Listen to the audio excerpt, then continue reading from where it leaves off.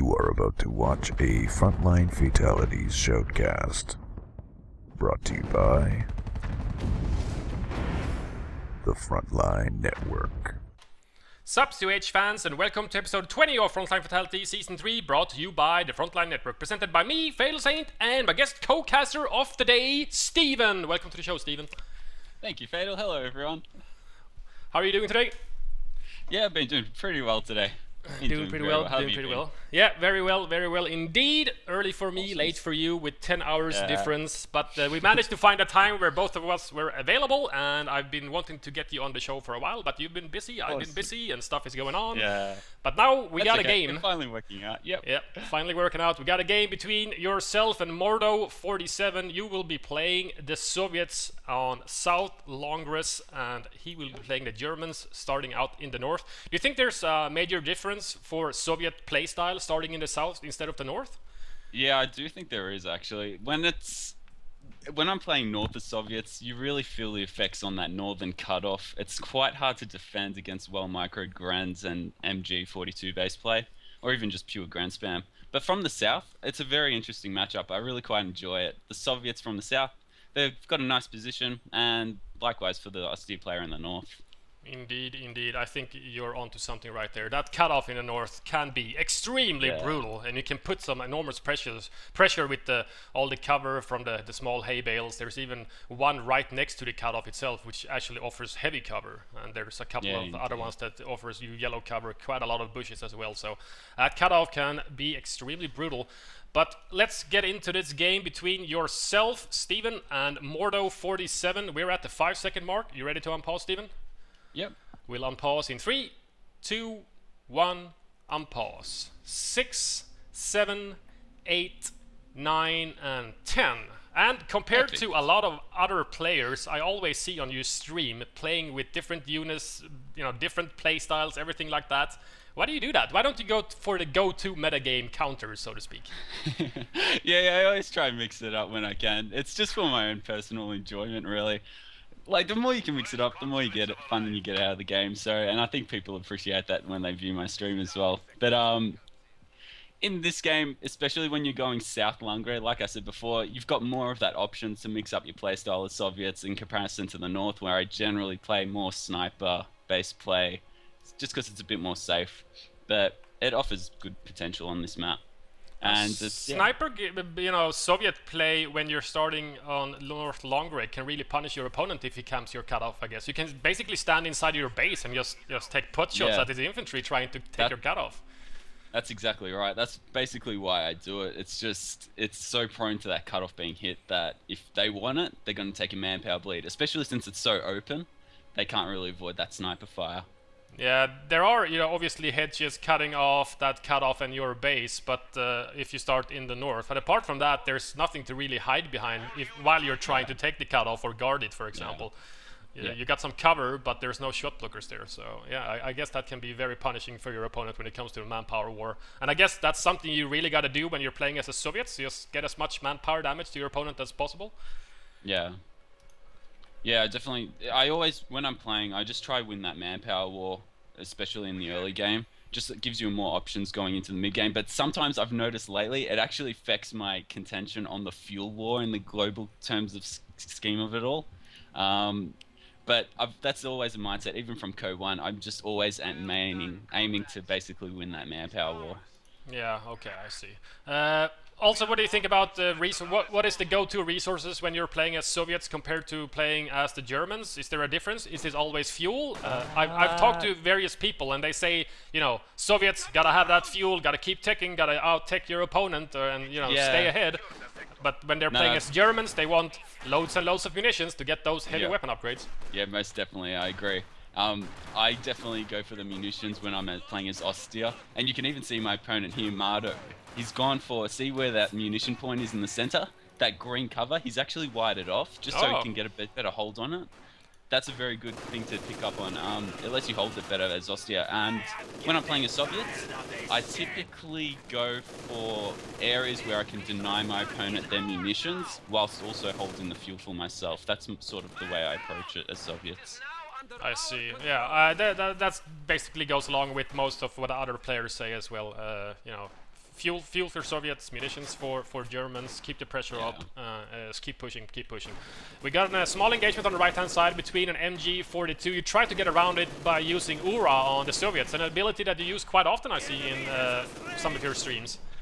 Yeah, I try to use it as much as I can. It really gets you in a nice position, can get you those key houses by a few seconds and catch your opponent off guard.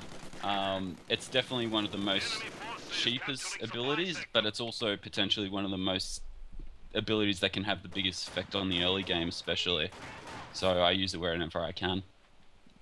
So I see you're putting up, after 3 initial conscript squads on the field now, your first combat engineer squad is building a tier 1 building. So something that I see less often nowadays. Before, basically every single Soviet player would go tier 1. To get the M3s, to get the snipers, doesn't really matter. They always went tier 1.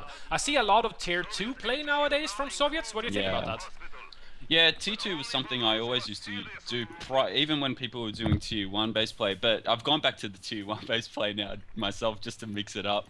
And I'm sort of getting good effects out of it. I have upgraded my flamethrower engineer, and I'm just basically parking on the right-hand side of the map now. Because when my opponent gets an MG, I really just find it's an easy way to, when it's isolated on one side of the map, it's a good way just to flush it out of position, get the map control. And you can always keep your opponent on their toes, and that's something that I really like about tier 1. Yeah, the Axis player Mordo in this game really defending this right-hand side fuel. Put a lot of wire down, and his MG42 has basically not moved away from that area whatsoever. But as you say, he is fairly unsupported. A Pyro squad can't really do anything against this M3 combat engineer flamer combination, and his 2 Grens are tied up in the center fighting your conscripts now. Yeah, so basically this push will just let me push towards this MG42, remove him from the fuel, gets me into the fuel war again, and now it draws the LMG Grens and Grens more to the right-hand side, which exposes the cutoff, and it sort of can help me do what I want to do. But it looks like it's actually taking the aggressive option and going for my cutoff. Yeah, he's moving both of his 2 Grens down to your cutoff on the right-hand side, but at the same time you're trying to grab his. There is another MG42, so a fairly large tier 1 with 3 Grens and 2 MG so far for the German player Mordo. What is your thoughts right now when you're seeing that second MG and you see even another Grenadier squad as well? I'm actually quite happy, to be honest. It's sort of with that two MG42s coming into play, it gives my M3 a little bit more options in terms of mobility around the map. I'm not going to be shut down as much by like a pure Gren-based build. And basically, with the tier 1, I can start to slowly pick apart my opponent more easily in comparison to if I had tier 2 up. So if you would have seen pure Gren spam right now, what would have been your go-to counter to a pure Gren spam? Because that's what I usually see in streams. Lots of Axis players have, opted out the MG42 to getting more Grens and just fight infantry versus infantry with no support weapons. Basically, at that point, I'd be looking at getting either a sniper or a shock troop out. Preferably, though, a shock troop.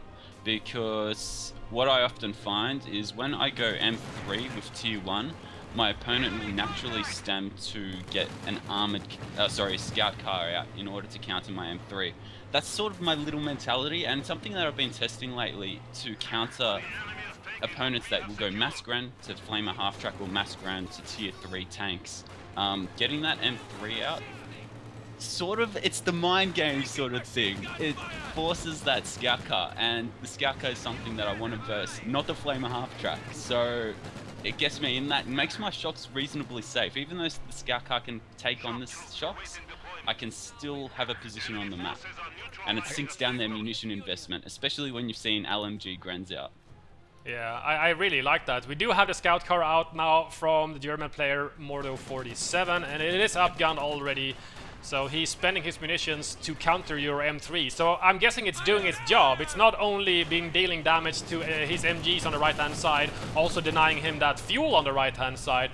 It has forced him into basically making this decision of getting a scout car, sinking in munitions to get the upgun to be able to deal with this M3 very quickly. But your M3 is basically just avoiding it right now, and you're just staying away. At the same time, on the left-hand side, a shock troop squad and a conscript squad sent over there to defend this fuel fuel on the left-hand side. Even if he does manage to cap it, or if he would have been able to cap it, it wouldn't have been connected to his territory. So fuel-wise, you're doing real good right now with 141 fuel in the bank already. Yeah, it just comes from that M3 just allowing me to push it around his MG42s on the map. And even if there was a pure ground spam at that point, you can always basically use that M3 as a little bit of... You can even be aggressive sometimes and push into their base and kill their retreating grunts. So it can work against both build orders. He's being very aggressive with his scout car here, trying to get at your M3, but he's going to pay the price and get 18-aided right now. So a fairly big mistake, I have to say. I'm guessing when you saw that AC just pursuing your M3 into the base, that must have made you a little bit happy. Yeah, definitely. I try to use that M3 as a little bit of a baiting factor wherever I can, because it's just, if you can kill that scout car, it's such a big win. Yeah, with that scout car down, your M3 comes back into the front lines of this battle on long way between yourself and Mordo. I saw a smoke grenade usage from your shock troops in the center guarding this VP, and you're gonna put some shock troops inside an M3 now. Something that I basically have never seen in a replay before. I've seen it on maybe one stream or two, from you specifically, I think, but I haven't really seen the effects of it. Yeah, the effects are pretty rewarding when it works. You can basically just bring them next to any Panzer Grenadiers if they're unsupported and just slaughter them. But here I'm just using it to taxi my shock troops around the rear position of my opponent's lines, confuse them, make them think, oh crap, where am I going to position my MG42s? And just keep them out of position, basically. Ooh, second scout car out now from the German player trying to hunt this M3 down. It is very damaged. You vacate the shock troops out of the M3 as fast as possible, because, of course, there is a risk that you lose men when the M3 gets destroyed and they're still garrisoned. Yeah, most definitely. And likewise, I wouldn't have garrisoned my shock troops, because they are such an expensive unit. You don't want to lose them, because it's a massive manpower loss if they die in the M3. But because I killed that upgun scout car before, I thought, yep, it's reasonably safe to do it now. I didn't expect that second scout car though straight away. Yeah, it did come out at the fortunate timing for the German player, just as your M3 were taxiing your shock troops around the back lines of the enemy. That scout car hits the field and takes out that M3. So small loss, small victory for the German player, getting rid of that M3, but, you know, obviously this is his second scout car, he's already lost one, so right now I think you're still pretty much ahead. Yeah, I am a little bit here. I'm taking a bit of a manpower loss though. There's a lot of engagements going on everywhere around the map. I think I lost the majority of them except the one near my own cutoff, which I can hold now. Yeah, Pyro Squad is forced off. Very low health as well. Might be taken out on retreat if you get like a crit. No such thing happens this time during that engagement. You did... you got forced off the fuel on the right-hand side. You did get the cutoff. You did lose the battle at the cutoff, but yeah, Mordo doesn't really have any resources. And you just put up tier 4 in your base, building an Su-85. Why the Su-85 right now? The Su-85 was just built to basically counter the scout car. It's a bit of an overkill, I guess, but I guess it's a safe choice, considering it is a safe choice. Your opponent will have that fuel on the right-hand side again now, as he has reclaimed his cutoff. He is putting tier 3 up in his base as well, so there is going to be some form of vehicle sooner rather than later. So having that Su-85 before the tier 3 even goes up in the German base is going to put you even more ahead. Obviously, you got to stay away from the Grenadiers. That Faust can still damage the engine, and you know, an upgun scout car can really mince Soviet armor with that upgun. Yeah, it is still a threat, most definitely. T-70s, T-34s, and Su-85s on the rear armor, for example, it does a lot of damage. Yeah, it indeed does. You always got to be careful of them, and especially since they're such fast mobile units, they are a little bit scary. Especially once they get vet 2, they can really clean up and get a lot of kills on key units. But I think even in this situation, the Su-85, I could have even gone for a couple of Su-76s, since I do have a decent infantry composition, and as long as I keep the Su-76s supported by conscripts and mines on the map, it would have worked as well, because Su-76s excel against extended tier 1s and extended tier 2 play. using the artillery barrage on the support weapons, the MGs, for example, or if your opponent gets a pack, you can just nuke that before it even gets any shots in. And at the same time, it can handle half-tracks and scout cars, even though they have a smaller caliber gun. Yeah, but the key thing is on open maps like this, even Su-76s can also handle P4s, which is a key thing to keep in mind, as long as you keep them supported, because they've got a longer range than a lot of the Tier 3 tanks. So you can most definitely handle tanks as long as your Su-76s are supported. We got some Shreks on the Panzer Grenadiers out from Mordo, trying to counter your Su-85 right now, just trying to reverse away from the danger, being these two Shreks, getting some nice long-range hits, and a very early damage engine critical as well, but the shock troops are coming in to help out that poor, lonely Su-85, and it manages to force off the Shreks at least, so it's safe for now, and the scout car is right now tied up, trying to keep your Flamer Comet Engineers away. At the same time, on the left-hand side, we have one Grenadier squad just capping away, and he will soon find himself with a pretty nice fuel income right now, as you are being forced off the map during various engagements as well. We got another Tier 4 unit building for you, Stephen, a Katusha. Why the Katusha? Yep. The Katusha is just, basically the way I see it now is I've got a decent infantry composition, I've got my anti-tank unit out, may as well just get some artillery to complement it all. He's so pretty clumped up in the center as well during engagements and stuff, so... Yeah, true. So you can get a clean sweep on his infantry.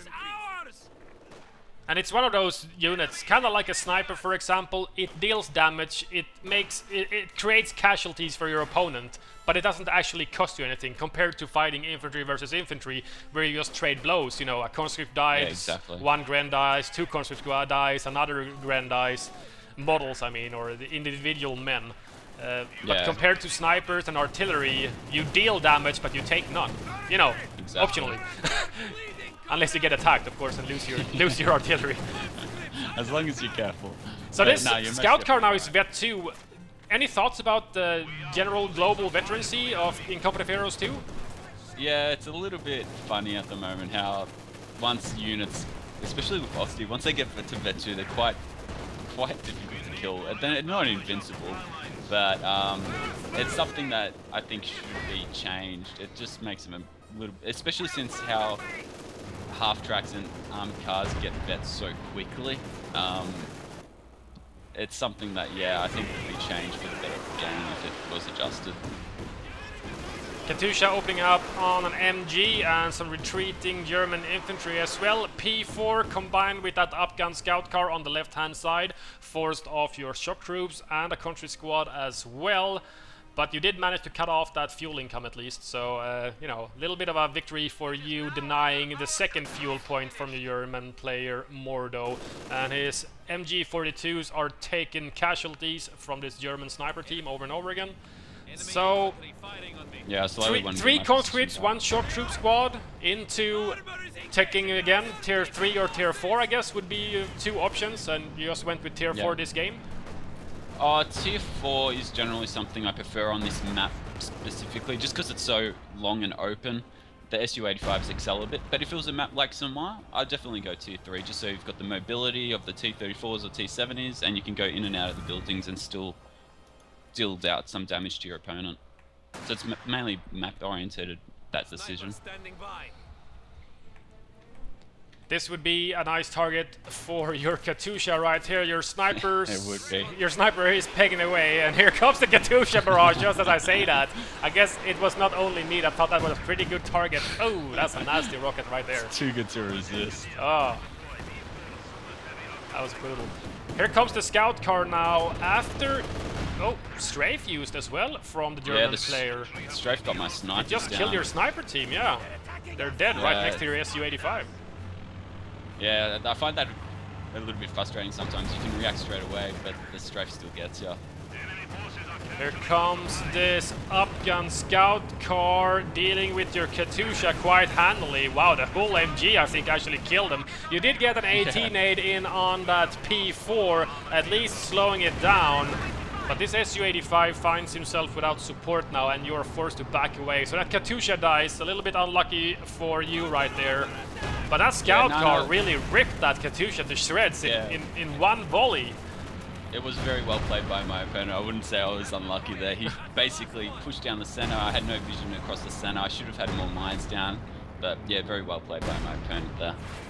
You might be able to get this P4, however, as his Panzer Grenadiers, his other only real AT option was forced off before due to the Katyusha barrage. They are still very, very damaged as well health-wise. And you're now putting up the new artillery piece, the B4 203mm howitzer. What do you think about this one? Yeah, it's pretty good, especially on open maps. Like, if you run over the hedges, you can do a lot of damage with that 150 munition ability to just... Oh, sorry, 180 munition ability direct fire attack to just do a massive ton of damage to tanks. But you have to remember to run over all the hedges. It has to have a clean line of sight in comparison to a unit like the PaK-43, which can shoot through buildings and hedges. You have to make it a clean line of fire.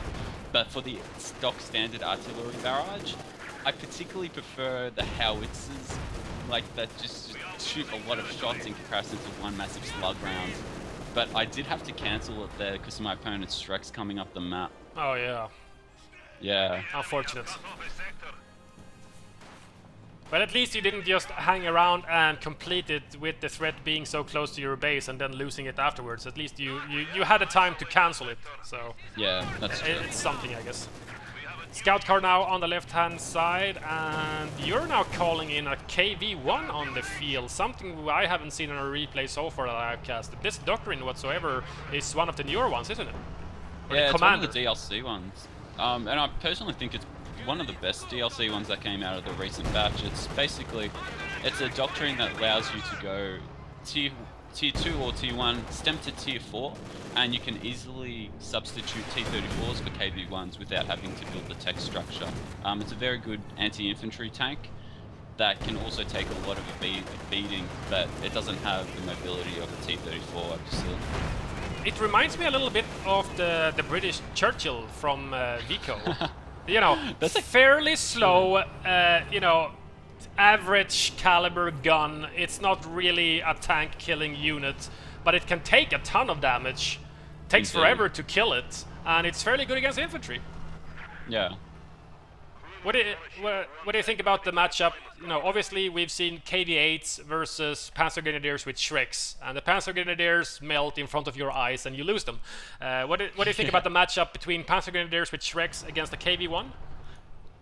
The KV-1, you have to be more careful with it in comparison to the KV-8. It doesn't always connect and kill your opponent's unit models, so you can't just leave it there and you can expect to kill the Shrek squads. I play it a bit more cautiously, try give it infantry support, give it vision, and take pot shots at the Panzer Grenadiers whenever I can. Fair enough, fair enough. You were forced off during this small engagement that had been happening for a while now after losing that Katyusha. You haven't really been able to re-emerge into the battlefield, and the German player now is just capping down everything. He's got his cut-off back, he's capping on the left-hand side, he's got this Vet-3 scout car. Do you have any... Doing very well now. Yeah, do you have a... you know... Does it start to annoy you? when it's... Yeah. When you just can't get rid of it? Yeah, a little bit, and even the fact that P4 that was so close to my base really damaged got away. I was like, oh, I really need to drain his fuel income, fuel investments on the map as much as I can. But that Vet-3 is especially annoying since it can really shoot down the Recon planes that I really enjoy using. So I really want to try to get rid of it, but it's hard to when your opponent becomes passive with his scout car.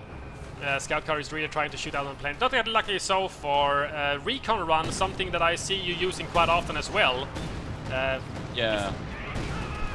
For an ability that's only 80 munitions, it's very, very cost effective. Like, I rather use Recon runs every moment I can in comparison to using an off-map strike, basically, in this game.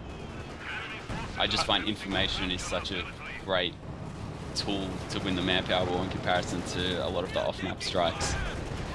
Yeah, knowing where your opponent is and what he's doing literally wins you games in the Company of Heroes franchise. Company of Heroes 1, Company of Heroes 2 doesn't really matter. If you know and your opponent doesn't, you can set up attacks, you know, where he's he's unprepared to defend against them. You just hit the area which is the most poorly defended one, and just route him off the map. Yeah, and especially with True Sight, like, you can always set up those ambushes more effectively. You can force your opponent into situations that they didn't think they would be in effectively. So there's 2 P4s out now. One is on the left, one is on the right. That scout car is still alive, and he even has one of the trucks on the field as well, giving him some extra resources. He's capping down on the map quite heavily as well.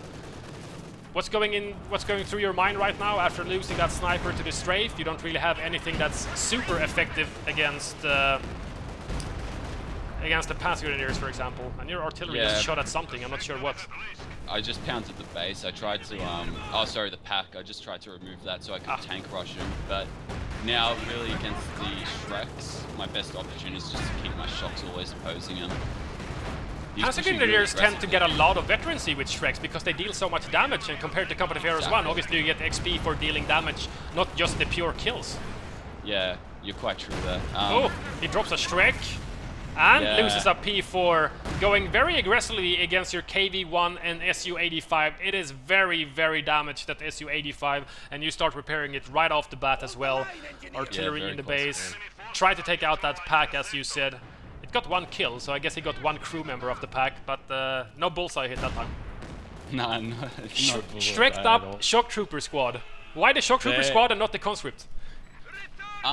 Just because once you get shocks with a Shrek, they just remind me so much of the Vet 3 bar rifle Shrek combination in Vico. Oh yeah. It's just so great getting them. I always try to get them on my shocks just for personal satisfaction, basically. It's a very good platform to have a Shrek on as well, with the superior armor of the Shock Troop 2.25, I think, compared to the conscript armor, which is 1. Grenadiers have 1.5 armor value, so the Shock Troop, the armor rating, and you know, obviously the platform just being more sturdier, and you have stuff like the smoke grenades, for example, and you still have normal grenades to deal that extra anti-infantry damage. Even if you take up one of the weapon slots with a Shrek, you still have 5 PPSHs and grenades. Yeah. That's enough anti-infantry anyways, I guess. Yeah, that's all you need. I do enjoy seeing all the smoke grenade usage from your Shock Trooper squads, especially while capping stuff like the VP in the center, which is always contested. Yeah, when you can always just get those positions under your control, which I just basically narrowly missed it. Yeah, I thought I'd just be able to cap it, but my error in that part. But I heard your artillery shoot again, but I'm not sure at what. I think it was at the base. Oh. I tried to kill the Vet 2 Grenadiers that just retreated, but it was just missed. And I'm trying to get an 18-aid on the scout car. Yeah, and then I'm rushing up my shocks to the north to try hunt it down, but I knew that infantry support was coming from the center, and it wasn't worth the risk of pushing your shocks up and possibly losing them. I don't want to lose this squad when it's got a Shrek and Vet 1 and close to Vet 2, because once shocks get Vet 2, they are extremely, extremely good units, and they're hard to vet as well. But once you get it, you've got to keep it. They seem to require quite a lot of EXP to actually vet up compared to conscript. You have 2 Vet 2 conscript and 1 Vet 3 conscript, all initial conscript. You haven't rebuilt a single unit so far. The only thing you've actually really lost completely was that sniper due to the strafe. Yeah, and the Katusha. Yes, I've been decent with my unit preservation so far, but with his aggressive pushes, he's really getting a lot out of them, and they're catching me off guard consistently. Especially now, I should have covered the center gap more better, and he's basically remembered that I reversed the KV-1 through the bushes. It's opened an opening to my base, and he's just bombed me. So it's very well played by my opponent there as well. There goes that artillery piece. It didn't really damage you that much, or damage your opponent that much during this match so far, though. But I guess it's better to be, you know, safe than sorry. You could have gotten a bullseye hit on retreating squad and annihilated half his army in his base, if you would have been lucky. So yeah, it's a little bit hit and miss with the B4, unfortunately. I think that's the difference why I prefer the howitzers, because they scatter a lot of rounds, and you're more likely to get a hit rather than just having one massive damage shell. It basically fires, the explosion radius and stuff is very similar to the railway RD from the German commander. Yeah. It's just one massive shot. Yeah. So I see sweepers on your combat engineers as well. You did add on another combat engineer. You have the initial one, Vet 2 now with a flamer. But at the same time, you built another one to obviously... Oh, which you just lost. Annihilated. Which just got I just... minced in the It's just center. to help repairing, basically, but also just because I haven't really pushed deep in the map with my vehicles, I just wanted to sweep. Very aggressive move from the German player here with his P4, using that Blitzkrieg ability to get around one of your Su-85s. It is getting damaged. It is Vet 2, however. Crew shock, very unlucky. At the same time, the Shrek squad, the Shrek up shock trooper squad gets some veterancy for dealing damage to this P4. But one of the Su-85 gets taken out, and KV-1 is now trying to fight off a Tiger. I don't think that matchup is very fair to your poor KV-1 though. P4 in your base at the same time against your second Su-85. This is a bit stressful for you right now, I'm guessing. Yeah, it is. That's basically why I retreated that Shrek squad rather than fighting the Tiger. I had to keep this Su-85 alive, and I needed that secondary mobile squad to just deal out the pain in case he just started to blitzkrieg me. I was just gonna say, come on, shock troop squad, and he finally gets that Vet 2 P4 actually. If that would have been allowed to live, it would have been a massive pain in your neck. Yeah, most definitely would have been. The Tiger took a lot of damage. It did. It's just narrowly getting out of my range, and I don't think I'm gonna risk it now. Pack sitting right there at your cutoff, capped it, and it's also now camping there, so your Su-85 can't really pursue that very damaged Tiger. Here comes the KV-1, however, on the flank of this pack. There are Shrek'd up Panzer Grenadier squad. Only one Shrek now, though. Yeah, since I stole it. But you can still repurchase them for 60 munitions, though. You can buy a single one if you drop one, yeah. Yeah, you can. Here goes the pack crew, that's gone, and here comes the shock troops now again. Forces off the Panzer Grenadier squad from Mordo. And, you know, losing that P4, especially when it got veterancy, killing it for you was a pretty good victory. And his Tiger being so damaged, this just forces a bit of a lull in the action for him. He can't really be that aggressive anymore right now. He needs to repair and reinforce his troops and vehicles. Yeah, most definitely. He has to start getting his units back into composition, getting a nice well-rounded army, which I think at this point I have a more well-rounded army in comparison to my opponent. You sure have a highly vetted army. He's got some Vet 3 LMG grants and the Vet 3 Panzer Grenadiers, and that scout car obviously, but he lost both of his P4s are down. His Tiger hasn't gotten any veterancy yet, so he can't use the Blitzkrieg ability, for example. But your conscripts are, you know, 2 Vet 2, 1 Vet 3 squad, and now also that Vet 2 shock troop squad with the Shrek as well. Yeah, they're very strong once they get to Vet 2, which I think you'll start to see as well. Basically, they're unstoppable, I feel, especially once they get Vet 3. It's just insane. They're just Vet 3 rifles in my eyes. I love them. They do deal a tremendous amount of damage. Kind of reminds you of the bar upgrade on rifles, I guess. You know, Yeah. Close quarters. They really, really rip everything to shreds. It's very, very good. Combat Engineer squad, Vet 2 as well. Not that easy to keep them alive. Do you just go for early retreats, or how do you manage to keep your initial units alive? All 3 of your conscript squads still alive, and your initial combat engineer squad alive as well.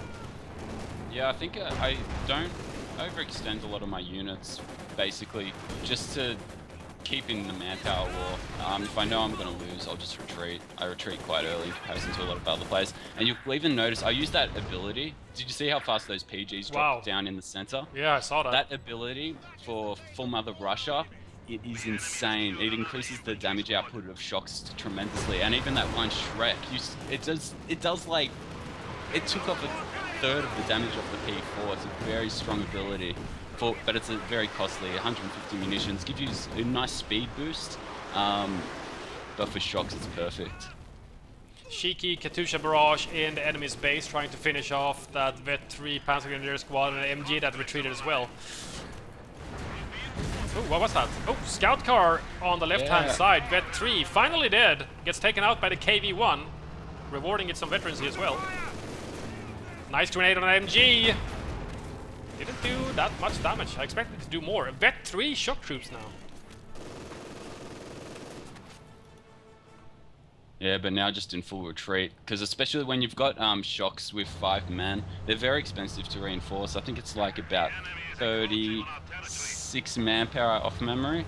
So if you've got 5 men on it, and you can get them back to your base, just heal them up, and you basically get a better hold on the manpower wall. I'm always thinking about the manpower wall when I'm playing, and it sort of helps with that unit preservation. You rather give away a little bit of territories, you know, and save that much more manpower, I guess? Yeah, pretty much. I basically just play for the late game. Kind of like the aim strong Vermont playstyle in Yeah, Vico. exactly. He would gladly give away a couple of territories if he could keep his Vet 2 Grens alive for longer and just deny the kills and the XP for the rifles, them never getting any experience, him never having to pay manpower to reinforce his Gren squads, and just let the passive region do its thing, and the elite armor from Vet 2 do its thing. Just win that way by just draining out your opponent. Tripwire mine going down from your conscript squad on this far left hand side. What do you think about that ability?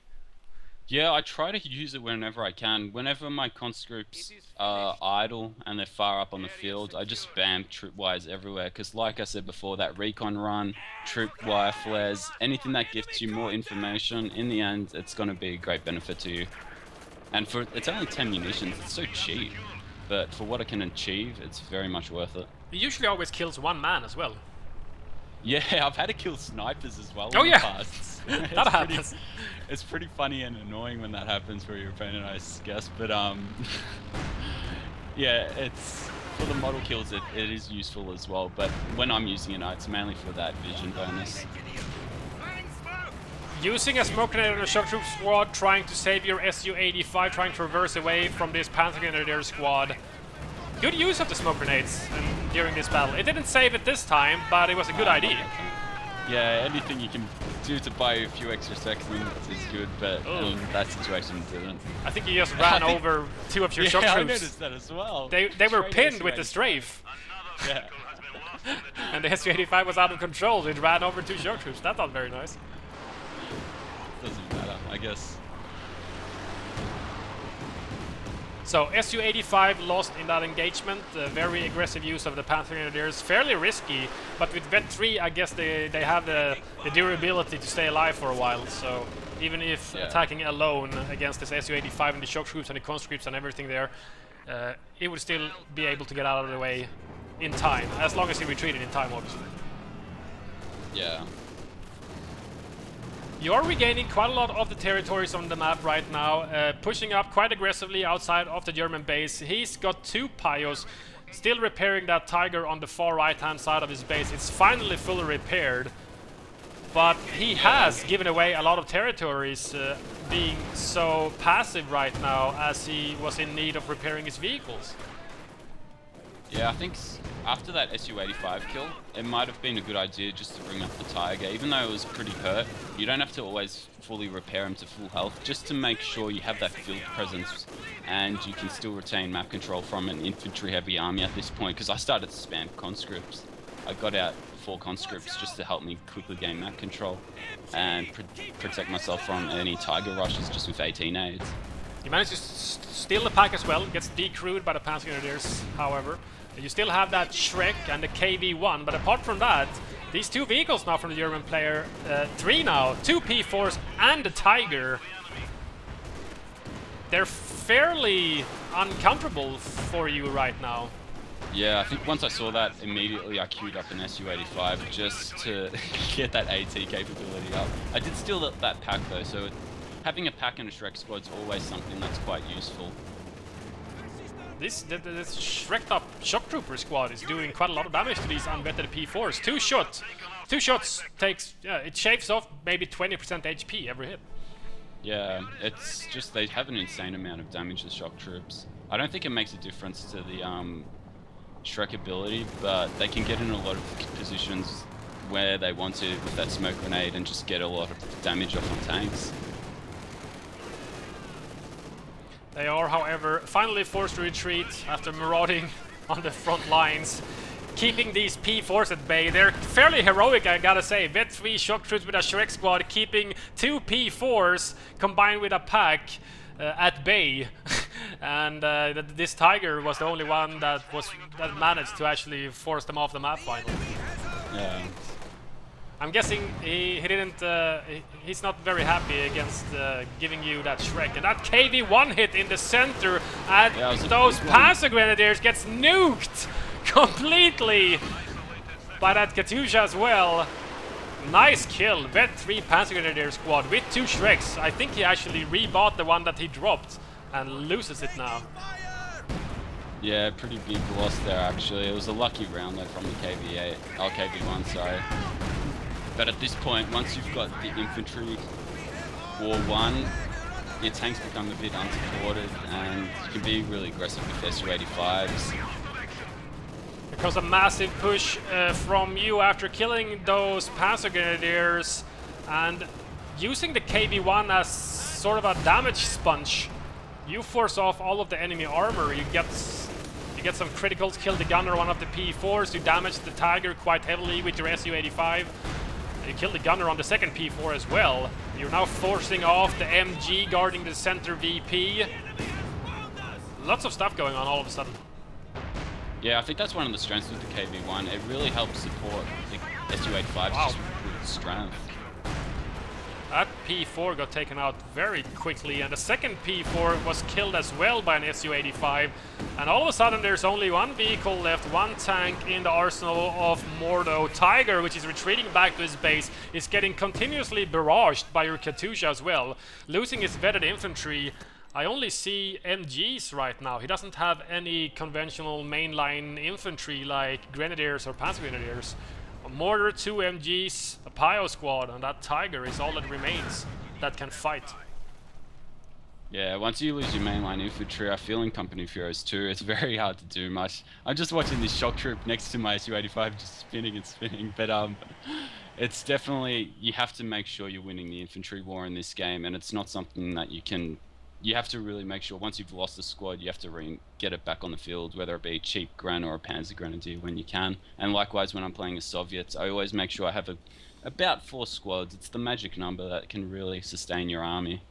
You need support for your vehicles and your support weapons, and also you need capping material. Of course, you can cap with MGs and packs and stuff like that in Company of Heroes 2 compared to Company of Heroes 1. What do you think about that change?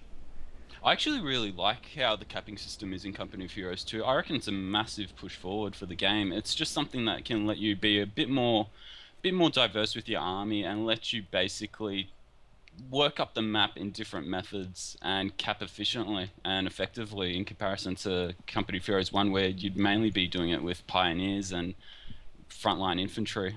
Yeah, and obviously battles around cutoffs changes wildly because everything can fight. You don't have one incapacitated squad that just stands around capping.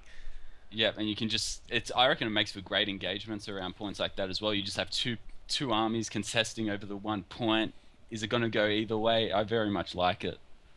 Very, very, very, very cool. Very, very nice game from both you, Stephen, and your opponent, Mordo. He found himself at the wrong end of the stick, I guess, in the ending here. Losing his 2 P4s, his Tiger very damaged, and mainly, I think, obviously, he just had no support as he lost his mainline infantry due to various things happening during the game, like that KV1 shot in the end there, combined with the Katyusha barrage to take out that last Panzer Grenadier, the last proper mainline infantry he had, and the last mobile AT he had as well in form of the Strix. Very nicely played from you. Very cool game on Longerskaya between yourself, Stephen, and Mordo. Thanks for joining me, Stephen, on the show. Thanks. No, thanks you. It was a pleasure being on. Very, very cool. Drop a comment down below. What do you think about Stephen's commentary and his expert insights, his player insights? Drop a comment about that. Don't forget to like the video and hit that use subscribe button. I need more subscribers. They make me live. I feed off subscribers. Yeah, subscribe to Stephenn. We'll see you guys for next episode. Catch you all. See yous.